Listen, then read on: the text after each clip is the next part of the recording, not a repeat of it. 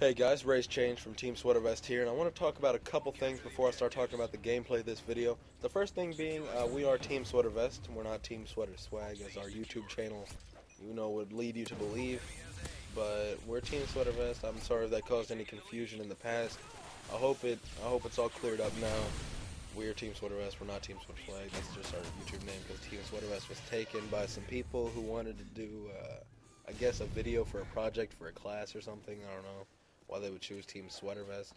It's kind of an unusual name already, but I guess people thought of it before us, and I'm not too angry about it. I think our YouTube channel name now is original. It's alright. I don't have any complaints about it. But other than that, earlier in the video just now, you might have seen that I stuck someone with a grenade and I got a hit marker for it. That's been a big deal for me. I mean, maybe I'm blowing it up to be more than it is, or maybe it just is that big of a deal, but I think that spawn invincibility that you get from grenades that lasts 10 or 15 odd seconds. I don't even know if it lasts that long, but I think it does. That 10-15 odd seconds that you are invincible and impervious to any explosive damage. I find that to be utterly ridiculous. I don't agree with it at all. I think it does more harm than it does good. I can understand for a game mode like Demolition, but only Demolition. When you start moving it into Search and Destroy, Domination, then it gets more and more ridiculous, because Search is really dependent on kills. You need to get kills in Search to, take their team down in number to make it easier for your team to win. And spawn nades are a very big deal. If you can get a kill with a spawn nade, or if you can even hurt someone with a spawn nade, it's a big deal. And not even being able to get damage on somebody with those, it affects a lot. I don't know if they thought about that before they implemented what they did, but it affects a lot. And like I said before, maybe I'm blowing it up to be more than it actually is, but I think it's reasonable for me to be as upset as I am about it. I mean, for God's sakes, it's not even like he was at the edge of the damage bubble for the grenade. He got stuck by it, and I don't know. Whatever. Noob tubes aren't even that big of a problem, especially spawn tubes in this game. Maybe it's just because nobody uses them, maybe it's because no one's tried to. Maybe it's just because explosives have been so nerfed in this game that it's hard to even kill someone with a noob tube anyway. But other than that, let me talk a little bit about the gameplay. If you haven't noticed by now, I'm playing with a person named Drifter, who's semi-big on YouTube. I'm not going to say he's huge, but he's known on YouTube, and he's mostly known for his Modern Warfare 2 in-depths, Black Ops in-depths, and now Modern Warfare 3 and Battlefield 3 in-depths that he's doing. He talks about the statistics of guns and vehicles for Battlefield and perks and all of that stuff. He talks about all of that good business, and I'm a big fan of him. He's helped me out a lot in previous Call of Duties and this Call of Duty. All the information he gives me has influenced my class setups a whole lot. And being able to play with him was a big honor, and I'm looking forward to doing it again. He's a really cool guy, really intellectual. He's really easy to talk to and hold a conversation with, which I like in a person. I think the same can be said about me. Not sure, but I hope so. Hope I'm a cool guy to people. But other than that, it's just me using the striker extended magazine damage, which people bash a lot, and a lot of people call it overpowered. But it is a shotgun.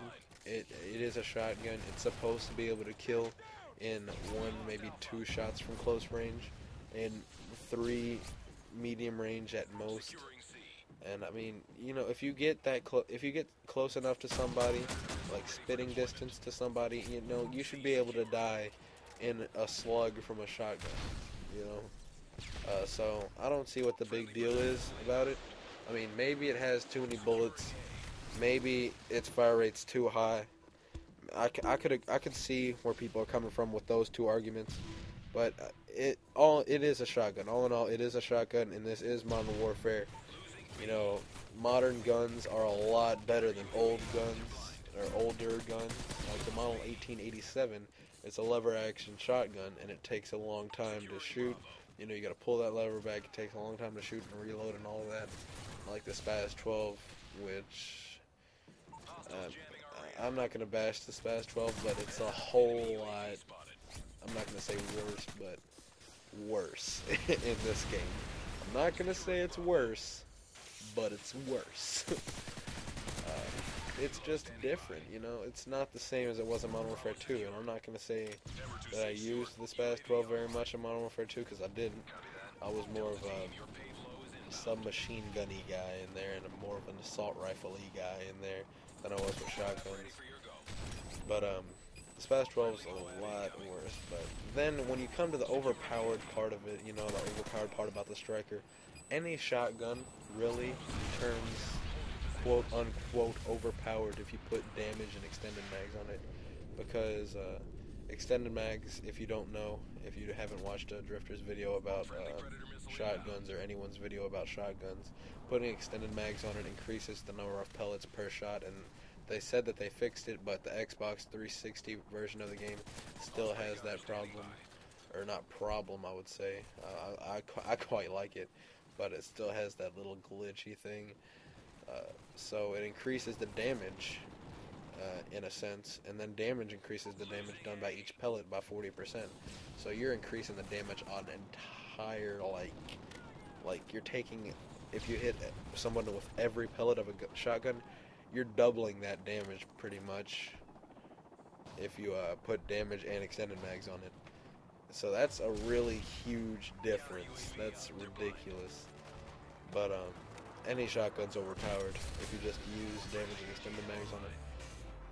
In a sense, that is, you know, they can all kill in one bullet, pretty much. I mean, I have it for the USAS 12, and that still gets hit markers like a motherfucker, even with extended mags and damage. That thing is just awful, and I wouldn't recommend it to anyone. But also, shotguns have some weird quirks in this game, like the USAS 12 has built-in extreme conditioning, but I also noticed something else about it. I think with the USAS 12 it takes a longer time to draw things, like stuns and grenades and stuff, because the animation for it is you have to put away your gun and then pull out the grenade, whereas other guns you just pull out the grenade, like, immediately. But that's just me. Maybe it's just me, I don't know. But it's weird to me. Another thing that I was going to talk about, but it looks like I'm not going to have very much time left in this commentary to talk about it, is kill death and win-loss, and how they are important to the players of the Call of Duty community, but I don't understand why. I mean, I guess it's kind of like a prestigious thing, you know. You have a good KD, which I would consider anywhere above a 1.7 or 1.8 to be, you know, pretty alright, pretty good. And a win-loss, a lot of people hold to a higher standard than kill death anyway, for some reason. I guess because you actually play to win the game, you don't play just to get kills, which I can see that. Someone with like a 5.0 KD but then a 0.8 win-loss, you know, I'm going to say it's probably because you back out every time you get killed, you know? Every time you get killed more than you get kills yourself, you back out. But I've been ready to change for Team Sweater Vest. That's a topic for another gameplay. I'll see you later.